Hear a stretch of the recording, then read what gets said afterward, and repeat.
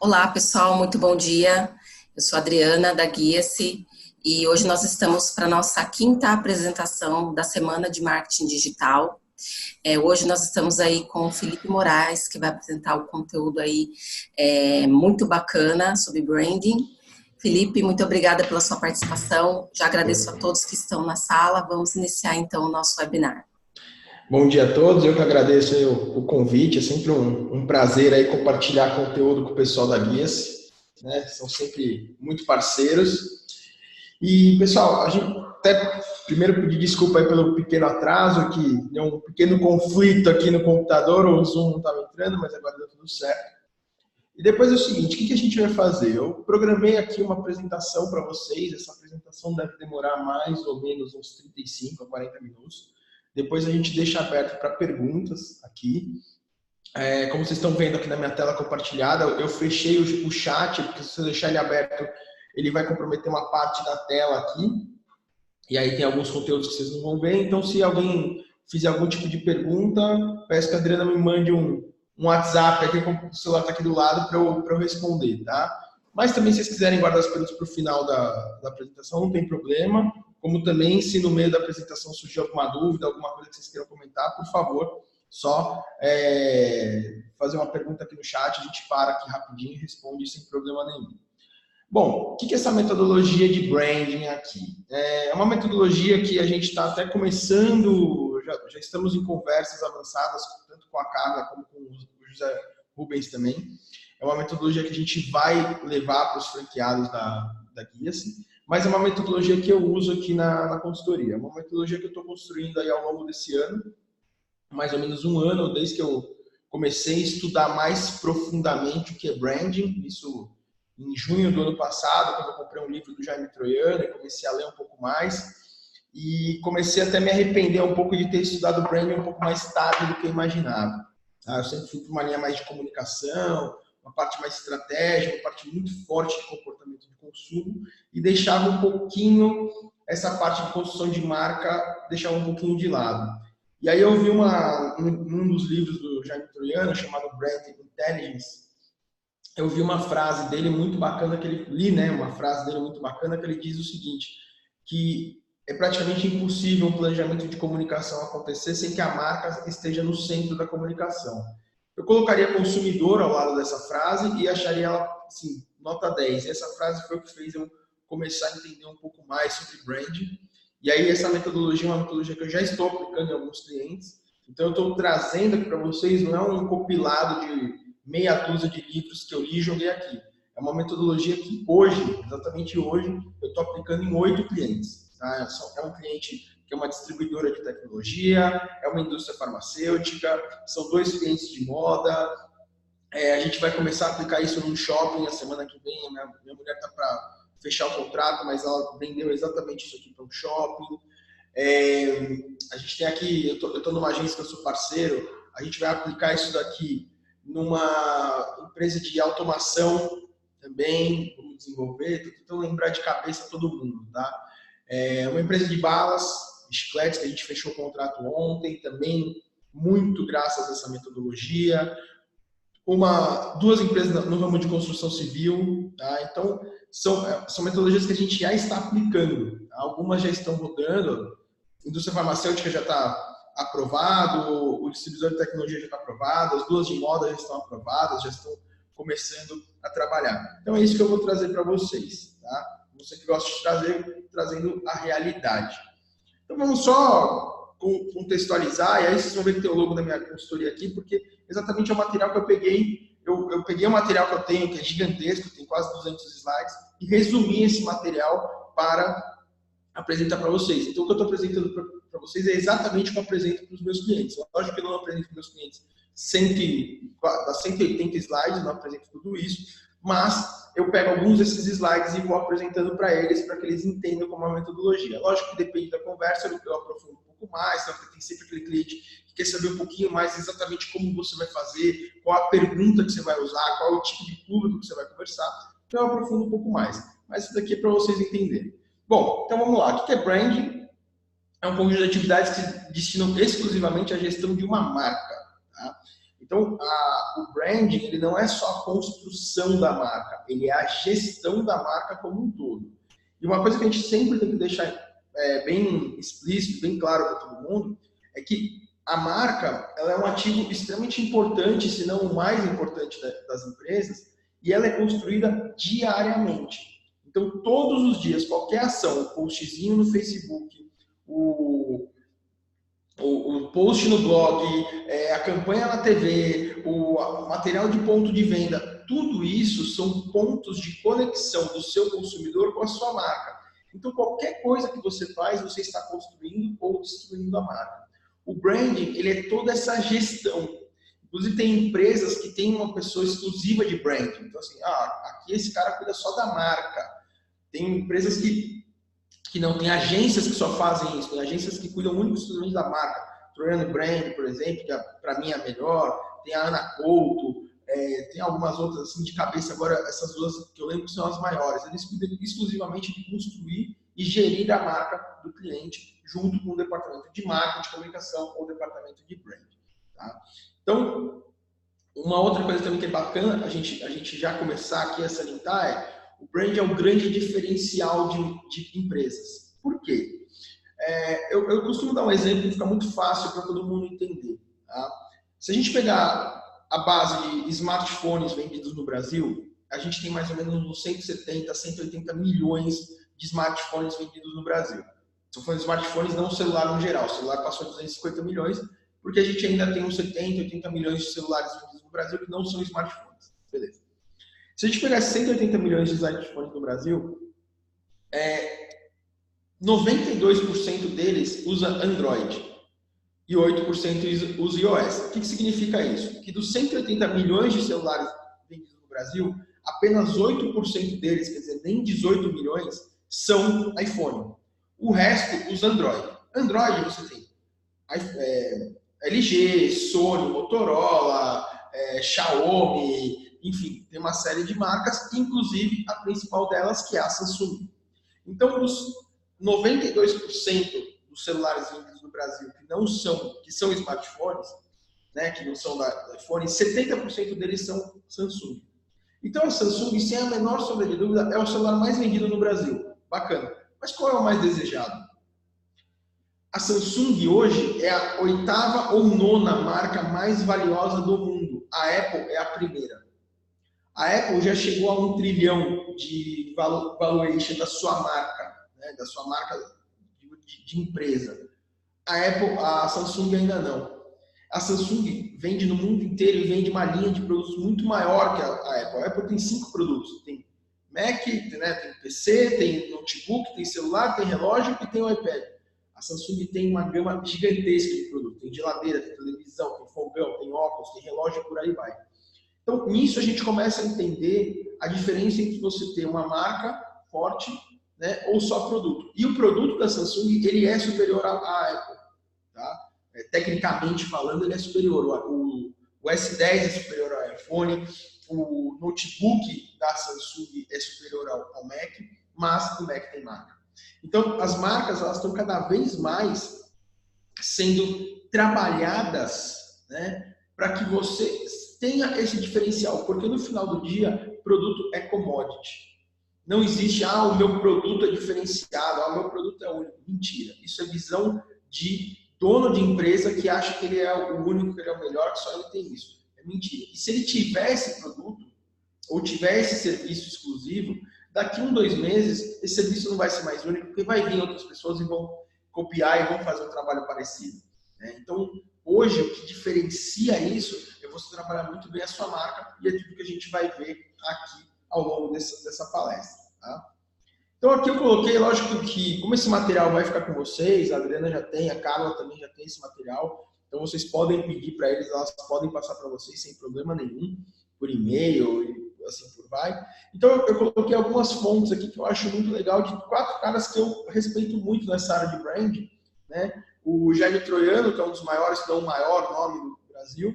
O David Acker, que é o cara que criou essa terminologia, esse estudo de branding. O Marcus Hiller, que é um dos maiores profissionais, professor, consultor de branding do Brasil e um grande amigo. e o Philip Kotler, que é, né, o pai do marketing, então a gente não pode fugir.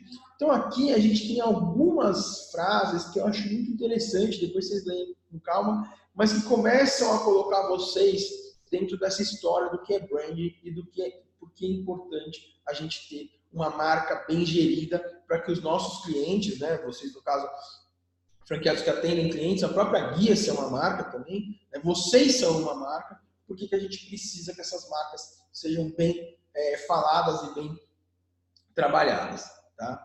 Olha isso aqui que bacana que eu coloco, né? Cada vez mais é fácil os concorrentes copiarem benefícios de produto, design de produto.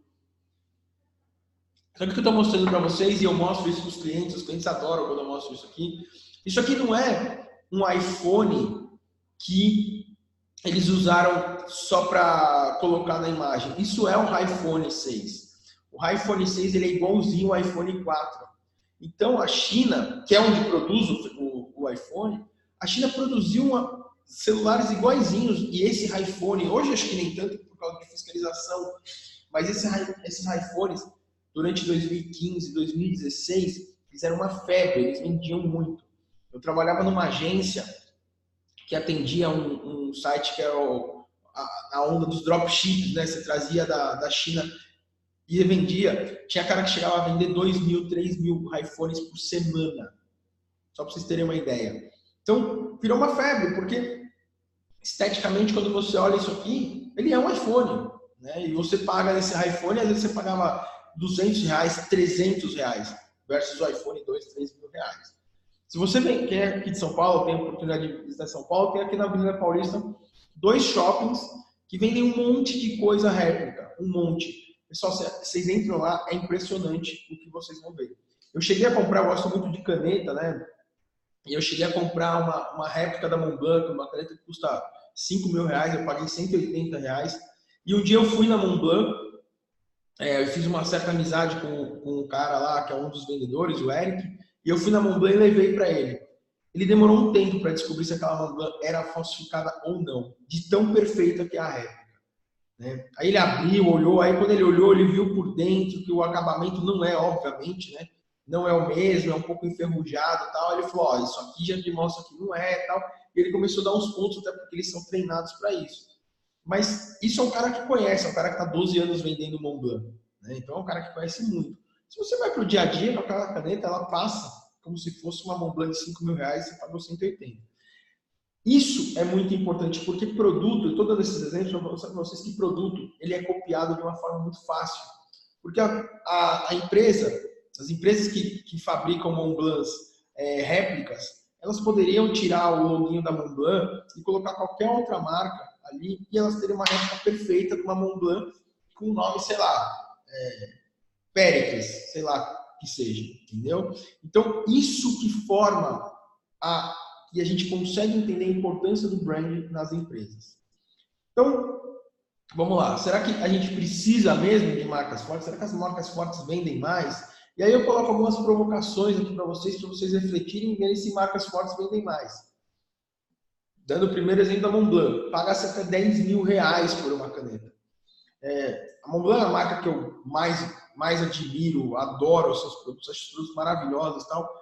E eu fiz amizade com esse cara da Montblanc do Shopping Morumbi, de tanto que eu vou lá. E toda vez que eu vou no Shopping Morumbi, como eu moro do lado, então vira e mexe, eu e a Maia estamos almoçando lá, no final de semana, eu vou lá e converso com o cara e tal.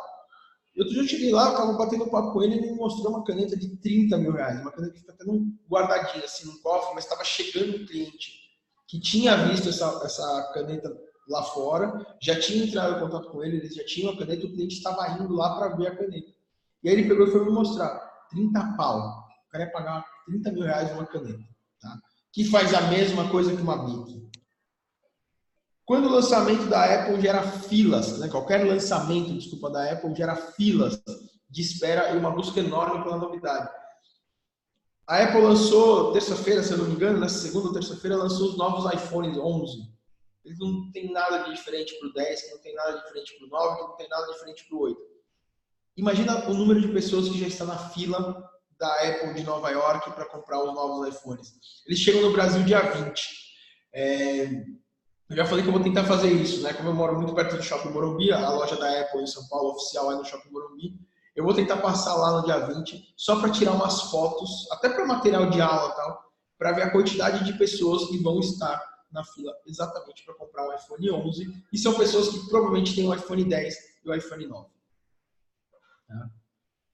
Qualquer carro leva você do ponto A ao ponto B, mas paga-se 2 milhões de reais para isso só porque tem esta marca, né? Tem esse cavalinho aqui, né? Que o Enzo Ferrari criou e está aqui, ó. Você paga 2 milhões, né? Quem tem esse dinheiro, paga-se 2 milhões de reais para ter uma Ferrari. Então, é isso que eu quero fazer essa provocação. E agora a gente vai entrar, beleza, Felipe, ok, já entendi, branding é importante, mas como é que a gente faz isso funcionar? E agora é o que a gente vai falar aqui do passo a passo. Dentro da metodologia que eu criei, e aí não é uma metodologia, nossa, essa metodologia é única, essa metodologia só ela pode existir. Não, é a metodologia que o Felipe criou. Então, dentro da metodologia que o Felipe criou, muito baseado em todo o meu conhecimento de planejamento, em toda a minha história de planejamento e tal, juntando com o que eu conheço de comportamento de consumo, juntando com o que eu conheço de inovação e com todo esse conhecimento que eu gerei nesse último ano praticamente de branding, porque assim, só para vocês terem uma ideia, só de branding eu li de junho do ano passado para cá 8 livros, fiz 2 cursos, estou acompanhando mais de perto todos os conteúdos que a Troiano Brand tem postado no Spotify, nos videozinhos que eles fazem, então eu tenho estudado bastante. E aí eu cheguei nessa metodologia aqui. Essa metodologia, basicamente, ela é baseada em razão da marca. O que é razão da marca? É a imersão que eu faço dentro do cliente. Então eu chego no cliente, eu sento no cliente, eu converso com o diretor, e aí isso aqui eu vou aprofundar mais, tá, para vocês. A aula, basicamente, a partir de agora, ela é baseada em aprofundar um pouco mais cada um desses 4 pilares, mas só para vocês entenderem por cima. A razão da marca é quando eu chego no cliente e converso com o CEO, com o gerente, com o diretor, com o supervisor, com o estagiário, com a faxineira, converso com Deus e o mundo. Eu não falei faxineira de brincadeira não, eu tô falando sério. Eu fiz uma imersão recente no cliente. O cliente tem 17 anos, tá, no Brasil, ele é uma multinacional, mas ele tem 17 anos no Brasil, e a faxineira é a segunda funcionária da empresa. Veio o CEO, que até hoje é o mesmo, ele contratou uma faxineira 1 mês depois de empresa e aí ele começou a contratar, e a faxineira é a mesma. Então eu conversei sim com ela, porque ela tem um conhecimento de empresa muito maior do que o diretor de marketing que tem 2 meses. Tá? Aí a gente vai para a voz das ruas. O que é isso? É uma coisa que quem me acompanha aqui, lê os artigos que eu escrevo e tal, até eu sei que muitos de vocês têm meu livro, sabem que eu bato muito, muito, muito na tecla de comportamento de consumo. Então, Voz das Ruas é um nome legal que eu criei, né, que eu pensei assim, para falar, você tem que ir para a rua ouvir as pessoas. Tá? Depois a gente entra para a parte estratégica, que eu resumi a parte estratégica de uma forma que uma forma assim, transformando isso em posicionamento. Por que eu coloquei posicionamento e não estratégia? Porque na minha visão, estratégia são esses 4 pilares e não um só.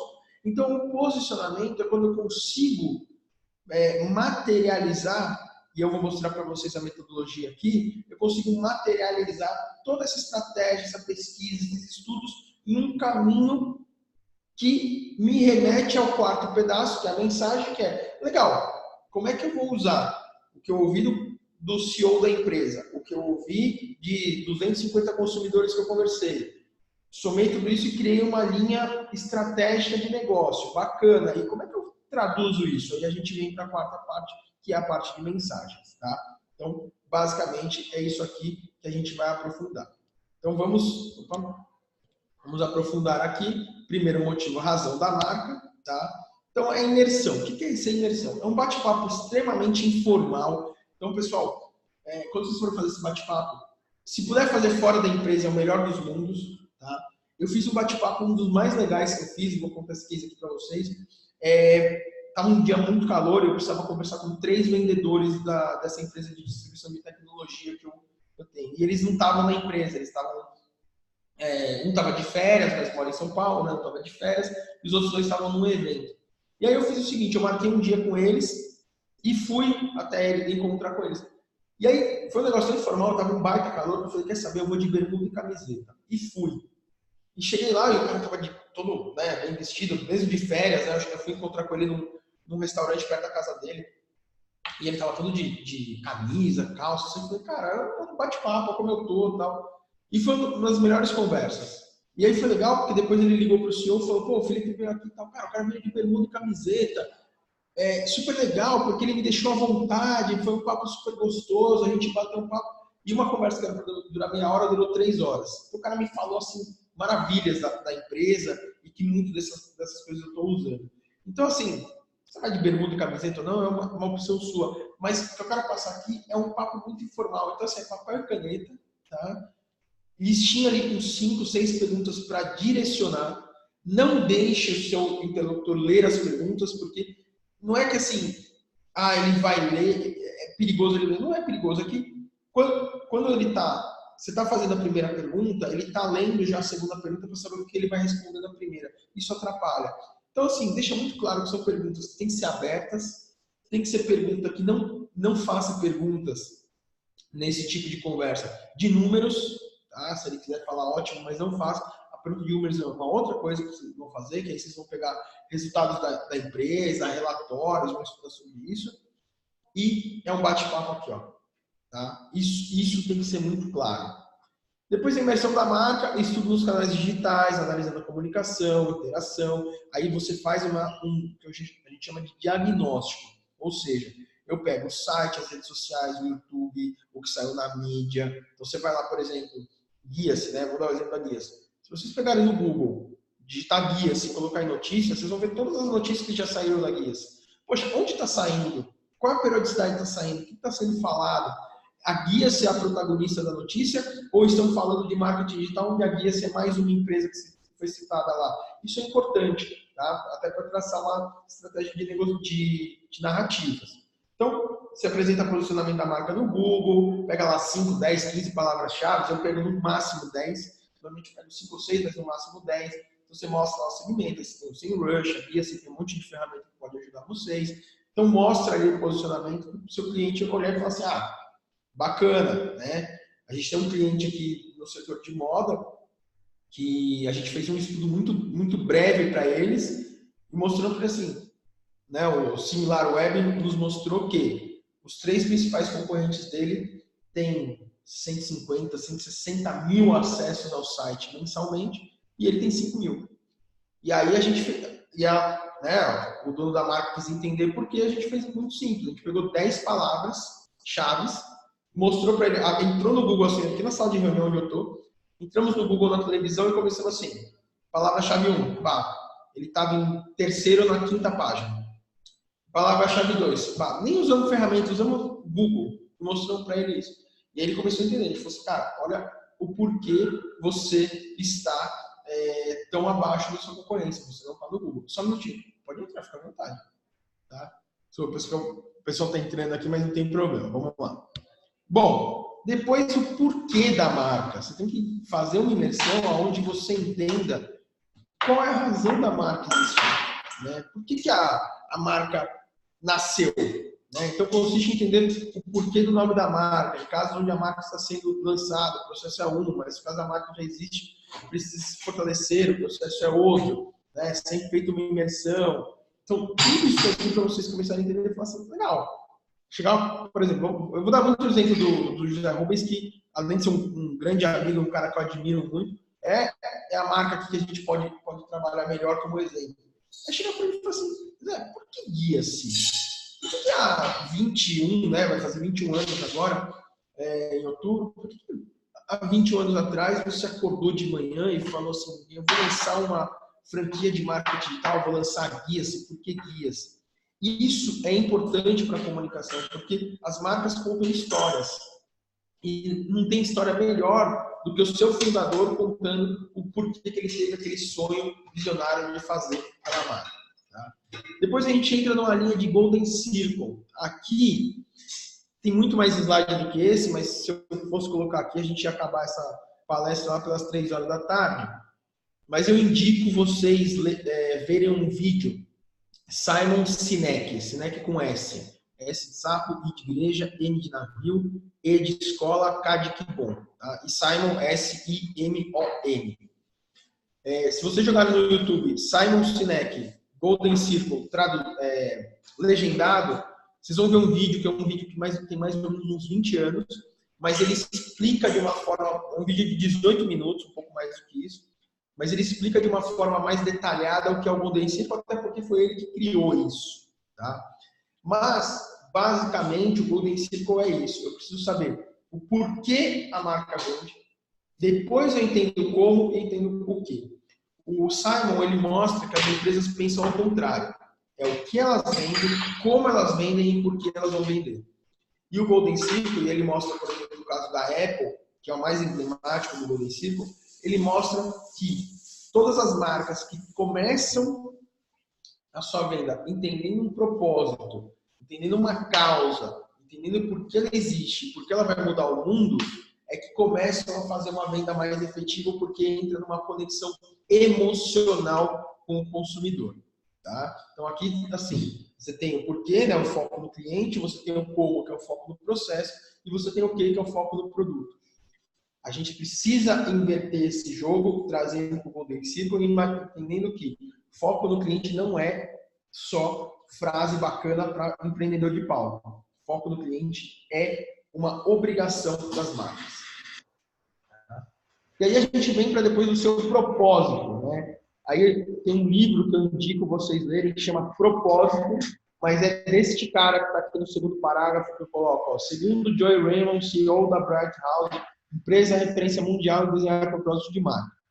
Leia um livro desse cara, é um livro fino, não tem nem 200 páginas, é um livro que no final de semana chuvoso, vocês devoram esse livro, que ele é muito gostoso de ler, tá? Para vocês entenderem um pouco mais o que é o propósito da marca. O John Raymond é um cara que tem essa Ellipse Bright House, que é uma metodologia, tá? Que a gente está tentando usar aqui, não é tão fácil, tá? Tem campos ali que a gente ainda está meio... Eu digo a gente que eu tenho uma equipe também ajudando, normalmente cada projeto tem uma equipe nova, né? E a gente está tentando entender ainda como que usa essa metodologia, eu também trouxe ela para cá, tá? Mas só para vocês entenderem a importância de você ter esse propósito de marca. Vamos lá. Marcas bem-sucedidas começam com uma cultura organizacional. Cultura precisa de missão claramente articulada. Cultura da empresa. Vocês não vão conseguir fazer nenhum tipo de ação de brand, de comunicação, inovação, se a cultura da empresa não está atrelada a isso. Como que eu digo isso?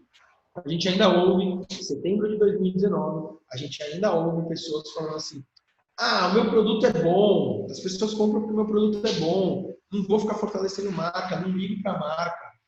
Um baita do erro, um baita erro. Tá? Porque quando você pega com essas pessoas e começa a falar meia dúzia de produtos que tem uma marca forte, a pessoa começa né? Pô, os caras têm uma marca bacana. Meu concorrente vende que a marca é bacana. Né? Então vamos pensar nisso. Aqui são alguns pilares para a gente preencher. Então a gente tem aqui na esquerda missão, visão, filosofia da marca, né? Temos aqui. Depois a gente vem para atributos racionais, ou seja, o que faz as pessoas comprarem de forma racional, é o preço, é a localização, a cor, é o design, e os atributos emocionais. Qual é a emoção que as marcas geram em termos de conexão para as pessoas comprarem. Então, assim, vamos pegar o McDonald's, por exemplo. O McDonald's você tem o atributo racional. É uma comida rápida, uma comida barata, e você tem ali meia hora para almoçar, tem McDonald's do seu lado, beleza, ok. Mas aquele atributo emocional de você lembrar que você ia com seu pai, com a sua mãe no McDonald's, ou aquele atributo emocional de você levar seus filhos no McDonald's, né? Repetindo o que seus pais faziam com você trazia. Então tem esse atributo emocional. Depois a gente tem um processo muito importante, que é a arquitetura da marca. A arquitetura da marca, a gente tem 3 tipos de marca, né? Que é a monolítica, endossada e independente. Monolítica é aquela marca. A marca principal é forte e única. Então, assim, Coca-Cola. Tem Coca-Cola Zero, Coca-Cola Diet, Coca-Cola com stevia, Coca-Cola normal, mas é a Coca-Cola. Você tem a endossada, né, que é aquela marca que a matriz endossa. Então, trazendo para a Coca-Cola, você tem o Mate Leão, o Del Valle e a Schweppes, que são marcas que a Coca-Cola endossa. Então, assim, a Schweppes é a água com gás da Coca-Cola. O Del Valle é o suco natural da Coca-Cola. Então, a Coca-Cola está endossando. E você tem as marcas independentes. E a Unilever é muito fácil de a gente ver isso. A Unilever, ela tem uma marca, é um conglomerado com milhares de marcas abaixo, mas você tem a Hellmann's que funciona sozinha. Você tem a Kibon que funciona sozinha. Né? Você tem o Omo que funciona sozinho. Todos têm um endosso de Unilever, mas é um endosso muito pequeno. Tá? Então, a Unilever trabalha dessa forma. Bom, depois você vai preencher isso aqui. Qual a definição do seu negócio, quais são os diferenciais, elenca 5 pontos diferenciais, qual é o conceito da marca, né? Então, por exemplo, ó, as pessoas não compram o que você vende, mas por que você vende. Isso é uma frase do Simon Sinek sobre o Golden Circle. Tá? Então é importante vocês entenderem isso. Qual é a promessa que você vai dar da marca? Quais são esses componentes da marca? Então, elementos que são únicos que geram fácil identificação. Vamos dar um exemplo simples. Se eu pegar com vocês agora, pegasse um quadro aqui, né, mostrasse um quadro preto, com uma voltinha branca assim, vocês já saberiam o que é. Se eu pegar um quadro vermelho e fizer uma onda branca, vocês já sabem o que é. Se eu pego um quadro laranja e pôr um quadrado azul escuro no meio, vocês já sabem o que é. Isso são elementos da marca, são os componentes da marca. E alguns insights de pesquisa que vocês fizeram na parte de imersão. Depois você descobre quem é seu arqui-inimigo, ou seja, quem é. Às vezes eu pergunto assim, o pessoal fala arqui-inimigo, eu faço bem simples, assim, você é a Coca-Cola, quem é a sua Pepsi? Pronto, matou. Tá? É para você entender quem é aquela marca que realmente faz um produto similar, tem o mesmo público, tem o mesmo apelo de marca, tem uma série de coisas que são muito parecidas. Tá? Por exemplo, trabalhei muito tempo para a Mercedes. Arqui-inimigo da Mercedes é a BMW e a Audi. Essas duas marcas são arqui-inimigo. Às vezes não é só uma. Tem uma, tem duas, tem três. A Coca-Cola tem a Pepsi mundialmente, mas aqui no Brasil a Coca-Cola tem o Guaraná, que é o arqui-inimigo também. Então pode ser um, dois, no máximo três. Não extrapola muito além de três, porque fica depois difícil para você analisar a comunicação e por aí vai. Então você definir seu arqui-inimigo. Legal. Fiz o diagnóstico de marca, fiz a razão da marca, entendi o que é a marca, entendi o que é a empresa, agora vamos entender percepção de consumidor. Basicamente, a voz das ruas entende isso, tá? Percepção de consumidor. Então, nome das pesquisas, tudo mais e tal. Você vai para o consumidor, basicamente, você vai perguntar para esse consumidor. Por que ele compra, quem influencia, quem decide, quem indica, quem usa o produto. Você pode conversar com todos esses perfis aqui, que segundo o Kotler são perfis de consumo. Então, quem influencia nem sempre é quem decide, quem compra nem sempre é quem consome, quem indica nem sempre é quem usa o produto, e por aí vai.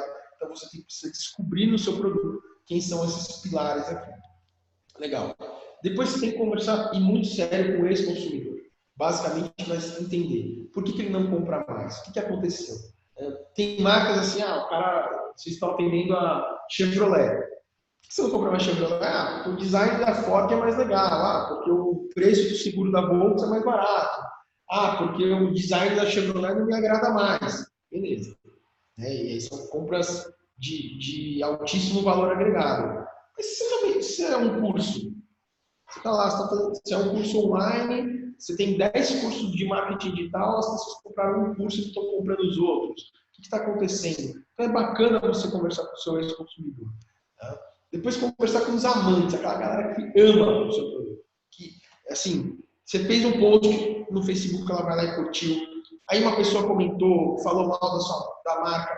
Essa pessoa foi lá e defendeu a marca. Você não paga nada para ela, mas ela ama a marca de uma forma que ela vai defender. Né? Você pega, por exemplo, um cara que já fez várias palestras aí e é sempre indicado porque é um cara do bem, muito bom, que é o Fernando Kimura. Fala para o Fernando Kimura mal da Coca-Cola.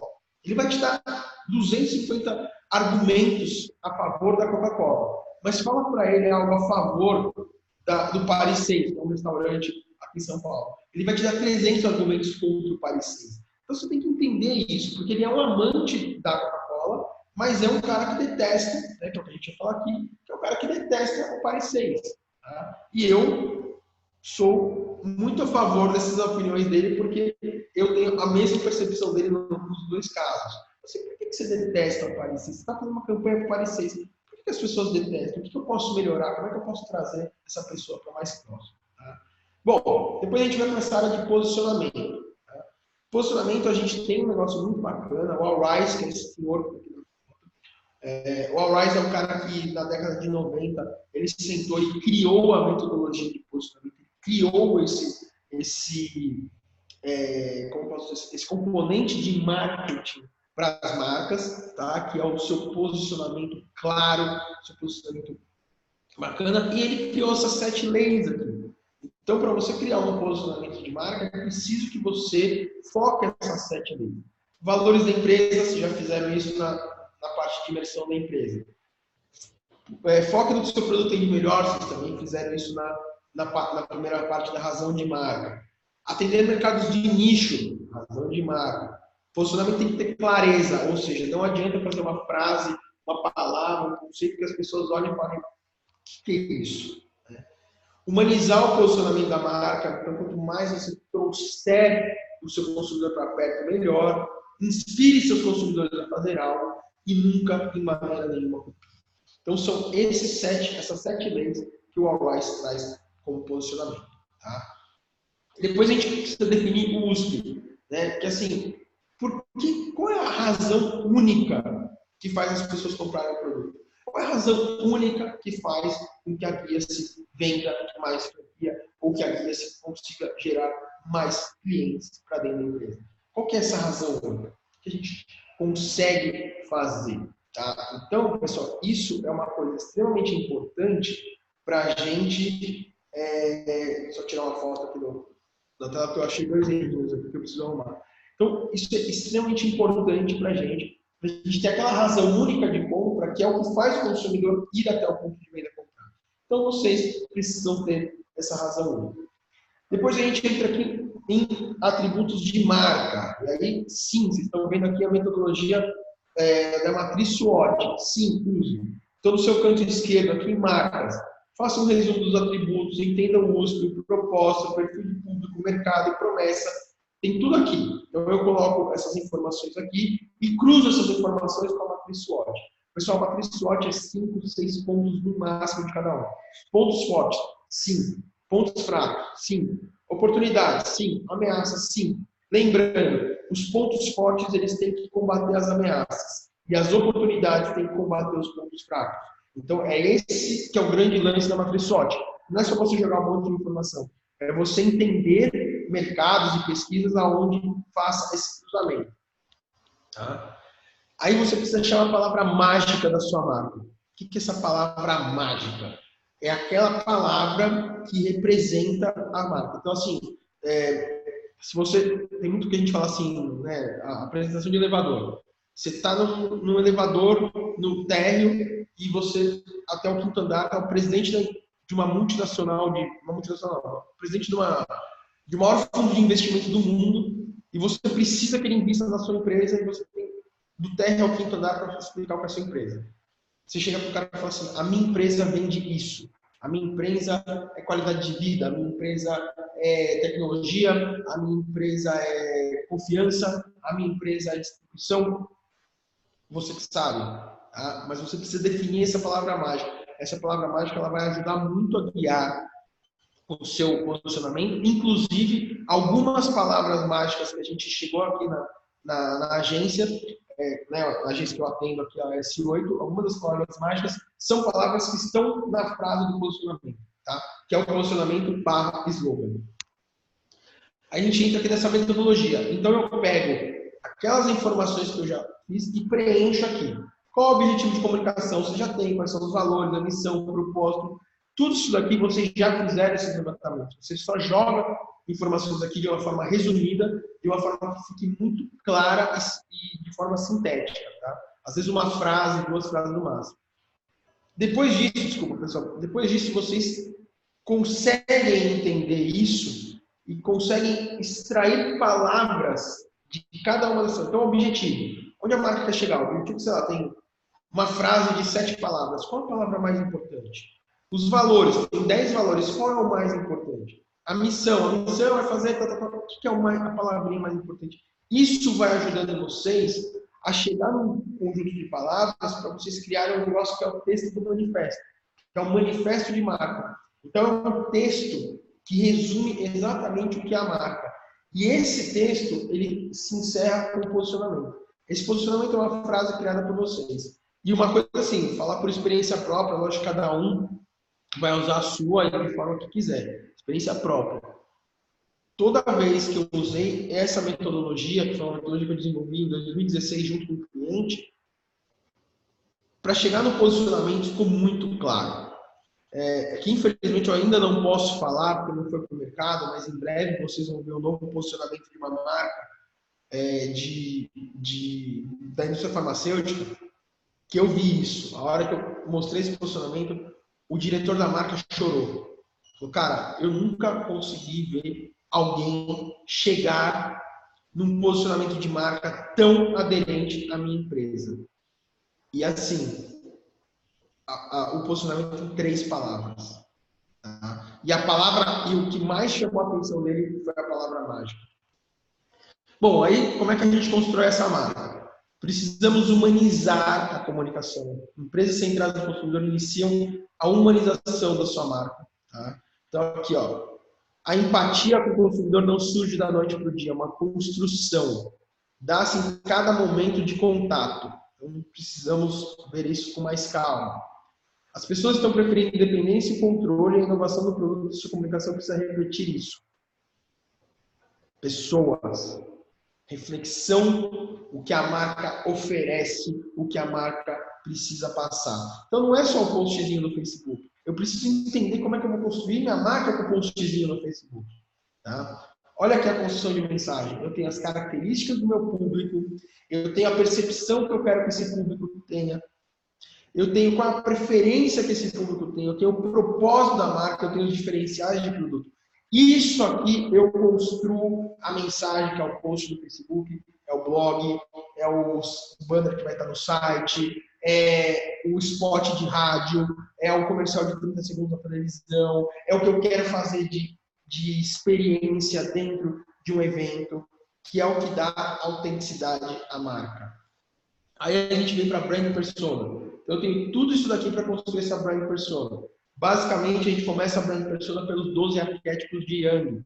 Aí aqui eu coloquei umas definições de cada um deles. São definições simples, rápidas, mas que, obviamente, quando você vai defender, você precisa defender um pouco mais. Então, por exemplo, a gente criou um arquétipo aqui para...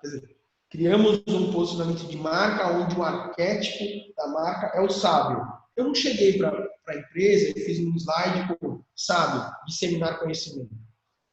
A gente fez toda uma defesa. Tem um livro muito legal chamado O Herói Fora da Lei, que é um livro sobre arquétipos bacana. A gente estudou esse livro, mas obviamente que eu consegui baixar o livro do Jung, dos arquétipos, que o Carl Gustav Jung é o cara que cria os arquétipos há 100 e poucos anos atrás, que são usados até hoje, porque ele tem uma defesa bacana, e a gente foi a fundo, a gente foi estudar o Jung, a gente foi estudar esse herói, a gente foi estudar, aprofundar, para mostrar para o nosso cliente com 5, 6 slides de muito conteúdo, mostrar para o cliente assim, a gente não chegou no sábio porque alguém acordou de manhã e falou que é legal. Tá? Então você tem que defender muito isso. E aí, quando a gente faz pesquisa, isso aqui é muito legal, pessoal, quando a gente faz pesquisa, para você descobrir qual é o arquétipo da marca, é uma pesquisa muito simples. O que você faz? A gente fez isso para um cliente de moda aqui. A gente pegou a base deles de e-mail, X e-mails, lá, tantos mil e-mails, e criamos um formulário com 5, 6 perguntas, mas a parte mais importante do formulário era essa.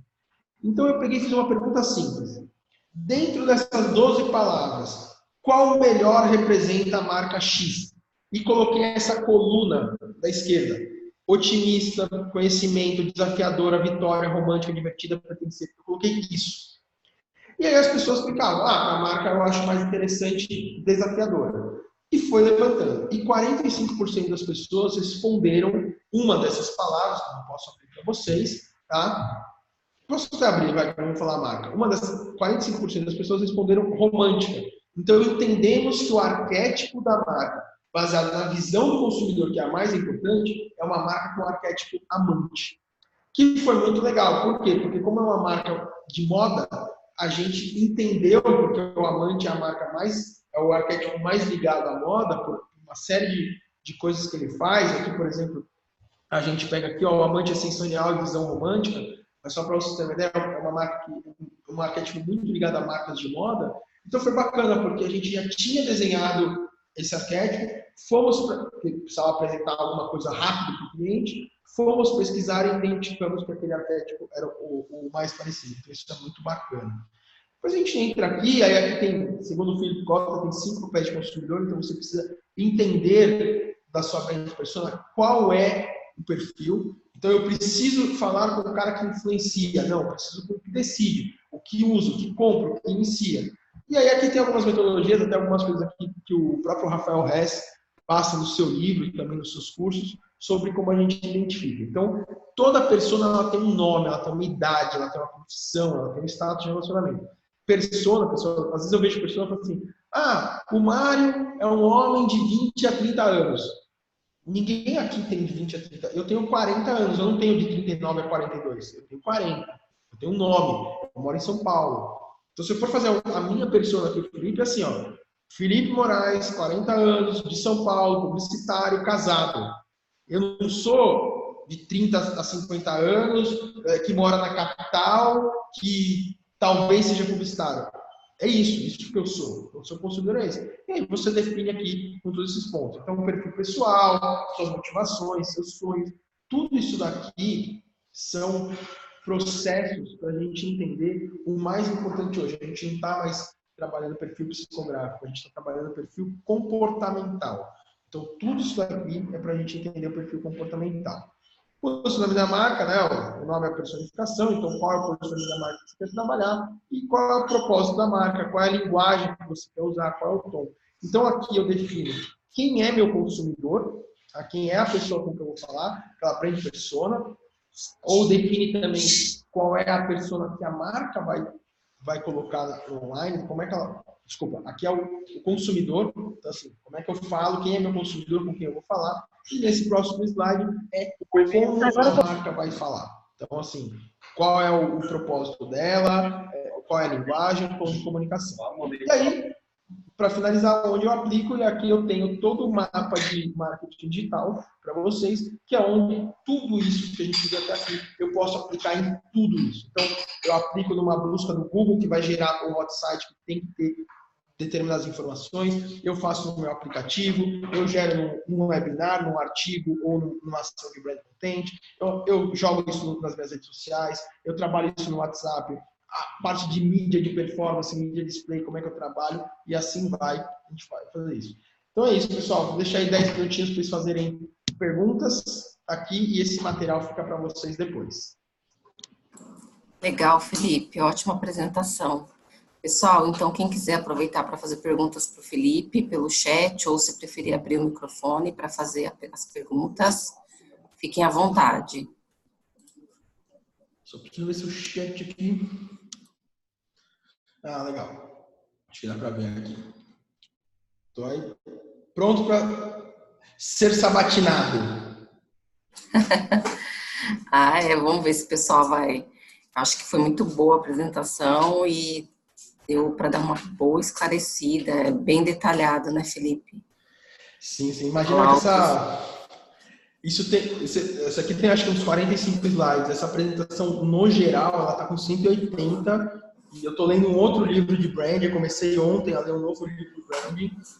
E, assim, das 40 páginas que eu já li, 3 páginas eu já anotei lá uma frase, alguma coisa para colocar nessa metodologia. Ou seja, provavelmente vai passar de 200. Que ainda tem mais informação, imagino. Legal, o Tufik parabenizou aqui, sensacional. Essa apresentação, pessoal, o Felipe disponibilizou, então eu vou subir no Bitrix depois, para que vocês possam consultar as informações, não só o PPT, mas também a gravação, tá? A gente está gravando e vai ficar disponível aí para os franqueados que estão na sala. Mais perguntas, pessoal? Só elogios por enquanto, que bom. Legal. Eu não estou conseguindo ver, tá? O que as pessoas estão falando. Tá, por enquanto tem só o Tufik que comentou mesmo. Parabéns. Tá. Eu acho que é isso, Felipe. O pessoal não abriu o microfone. Deixa eu ver. Fujita abriu? Oi, Fujita. Oi, Felipe, tudo bom? Tudo bem? bem. Olha só, no meu trabalho com os clientes, eu estou tentando cada vez mais trazer a importância de fazer pesquisa com o cliente, pesquisa assim, Google Form mesmo, para levantar informações com ele sobre, antes de sair fazendo tipo um site ou uma campanha, enfim, né? Tá. Quanto isso pode representar em resultado? Assim, como que você vê isso? Como é que eu consigo, até uma dica aí de como é que eu consigo levar essa importância para o meu cliente, para que a gente possa fazer esse trabalho antes de sair colocando a mão na massa? Peraí. Então, você quer saber assim, como é que você vende isso para o seu cliente, né? O que isso pode representar de diferença no resultado? Como é que eu consigo apresentar de uma maneira clara que, olha, vale a pena fazer uma pesquisa com o seu cliente antes da gente fazer uma campanha, fazer um site, fazer alguma coisa? Porque isso faz sentido, não faz? Primeiro. Sim, faz muito sentido. Na verdade é o seguinte, a gente tem uma dificuldade de vender planejamento, ou seja, o planejamento que ele não é tangível. Ou seja, quando você vende um planejamento de redes sociais para o seu cliente, ele vê ali, ele vê que você vai, no dia 5 de outubro, você vai fazer um post no Facebook e vai colocar R$100 de patrocínio para atingir tantas mil pessoas, e esse post vai ser um post falando sobre a promoção XPTO que ele vai fazer. Bacana. Quando você faz uma venda estratégica, uma venda de branding, de planejamento de comunicação, de planejamento de entender pessoas, ela não tem a tangibilidade. Se você pega um cliente que conhece sobre marketing e comunicação, ele olha o material desse e ele fala, cara, eu preciso disso agora. Estou vendo isso aqui, eu estou vendendo isso. Tá? Então eu pego meus clientes, eu mostro. Por exemplo, eu fechei uma consultoria agora com uma empresa de distribuição de tecnologia. Cara, eu estava no 10º slide disso aqui, ela virou e falou assim, pode parar, eu quero isso agora. Vamos fechar agora. Tá? Porque ela entende, ela é uma profissional de marketing, ela estudou comunicação, ela sabe a importância de marketing. Legal, então essa é uma parte para vender. Quando você pega um cara que não conhece nada, que é o diretor comercial da empresa, que é o CEO, que é o cara que vem do financeiro, que ele tem que te contratar e assim, você conseguir uma reunião com ele, algum contato, e você precisa que ele te contrate, quando você vai vender um negócio desse, a parte mais fácil de você vender é mostrar para ele que naquele mapa de marketing digital ele vai ter uma comunicação única, uma comunicação coerente e uma comunicação que esteja aderente a 2 pontos principais: ao que a marca quer vender e ao que o consumidor quer consumir.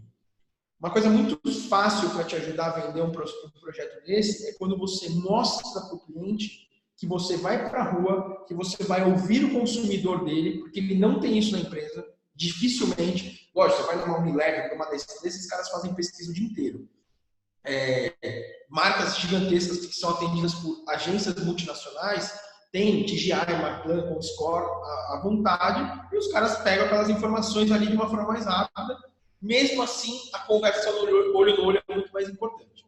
Legal. Então, quando você mostra para ele que você vai ouvir o consumidor, você vai fazer, sei lá, 50, 60, 70 pesquisas de imersão, ouvir o consumidor e trazer para dentro do processo todas as angústias, as ansiedades do consumidor, para que você consiga, de uma forma clara, comunicar isso para o consumidor, para que ele compre mais, mesmo o cara que não entende, ele ouve, ele compra a ideia, porque ele entende que você não vai fazer um projeto, que é o que muita agência entrega, que você não vai fazer um projeto simplesmente porque você teve uma boa ideia. Você vai ouvir as pessoas para ter essa boa ideia. Ontem a gente fechou aqui na S8. A S8 é um cliente meu, tá? Eu como consultoria, sou parceiro aqui. A gente fechou um cliente na S8, é uma multinacional brasileira, mas é uma empresa que exporta para 110 países, mas é brasileira, até do interior de São Paulo. Por que a gente fechou com os caras? Eu mostrei exatamente essa metodologia. Eu mostrei aquele slide que eu mostrei para vocês, dos 4 pilares, eu mostrei aquilo para o cara. E o cara virou para a gente e falou assim, Sabe por que eu vou fechar com vocês? Porque vocês são a quinta agência que a gente está conversando. Nenhuma agência mostrou para mim duas coisas que vocês mostraram: metodologia e conversa com o consumidor. As agências estão me mostrando ideias. Ninguém me mostrou uma pesquisa de comportamento de consumo. Então, isso é uma coisa que vai te ajudar a vender. E aonde você mais vai agregar valor dentro dessa metodologia é conseguir fazer os 3 primeiros passos.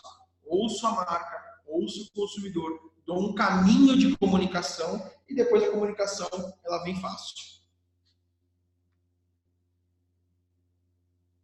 Legal, Felipe. Eu acho que faz bastante sentido, né?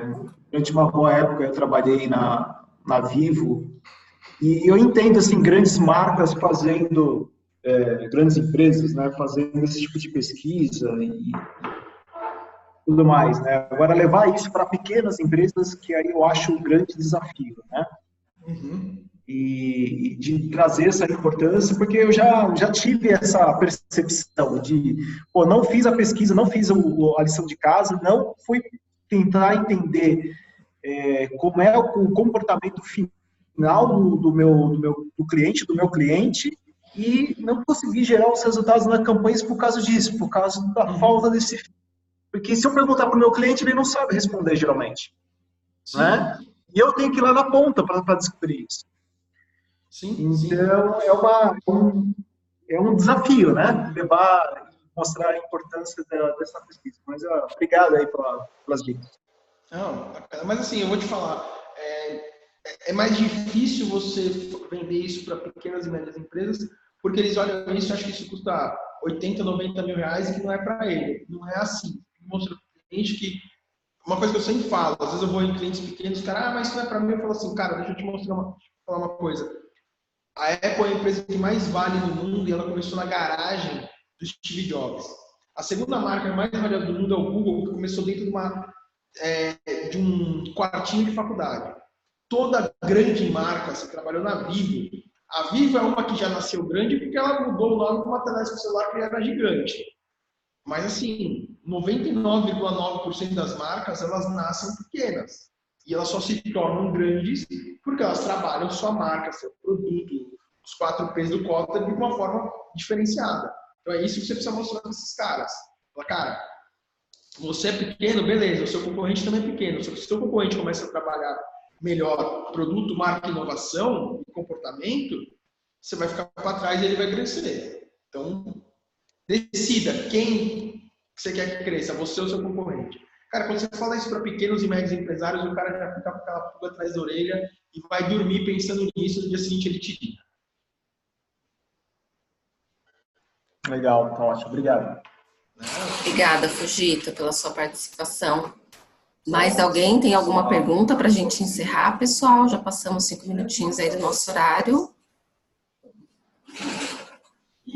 Acho que não. Mas assim, fica aqui, tá aqui meus contatos, né? O Facebook, o LinkedIn, o meu e-mail. Quem tiver qualquer dúvida e quiser perguntar depois, mesmo as pessoas que não participaram ao vivo e depois tiverem verem isso online, fica à vontade aí de me acionar nas redes sociais do e-mail que a gente responde.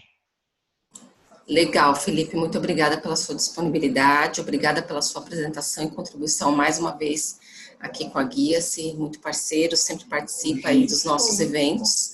E obrigada a participação de todos, tá, pessoal? Encerramos a nossa semana de marketing digital e até a próxima. Um abraço a todos. Até mais. Um abraço a todo mundo.